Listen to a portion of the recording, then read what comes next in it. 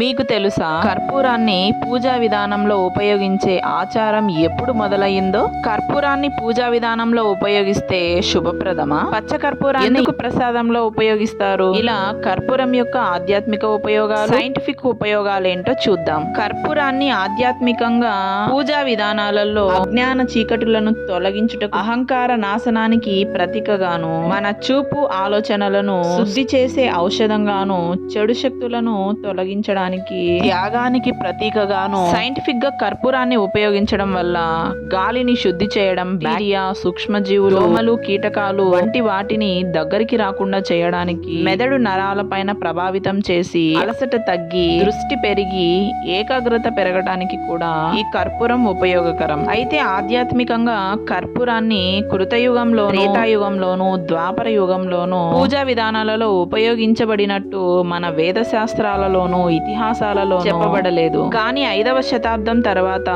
ఆగమ శాస్త్రాలు అయిన శైవ ఆగమ శాస్త్రం, వైష్ణవ ఆగమ శాస్త్రం, శాక్త ఆగమ శాస్త్రాలలో దేవాలయాలలోను పూజా విధానాలలోను కర్పూరాన్ని ఉపయోగించే ప్రాధాన్యత ప్రారంభమైంది. అయితే ఈ కర్పూరంలో కూడా తక్కువ వాసనను కలిగిన పచ్చ కర్పూరాన్ని నైవేద్యము, పాయసము, ప్రసాదాలలో ఉపయోగిస్తే సువాసన భరితమైన కర్పూరాన్ని పూజా విధానంలో హారతిగా ఉపయోగిస్తారు. 3వ రకం కర్పూరాన్ని కేవలం పారిశ్రామికంగా రసాయనాలలో ఉపయోగించడం జరుగుతుంది. విన్నారు కదా, కర్పూర ప్రాధాన్యత ఆధ్యాత్మికంగా ఎప్పుడు మొదలయ్యిందో. వీడియో నచ్చితే లైక్ చేసి ఇలాంటి మరెన్నో ఆధ్యాత్మిక రహస్యాలు తెలుసుకోవడం కోసం ఛానల్ని సబ్స్క్రైబ్ చేసుకోండి.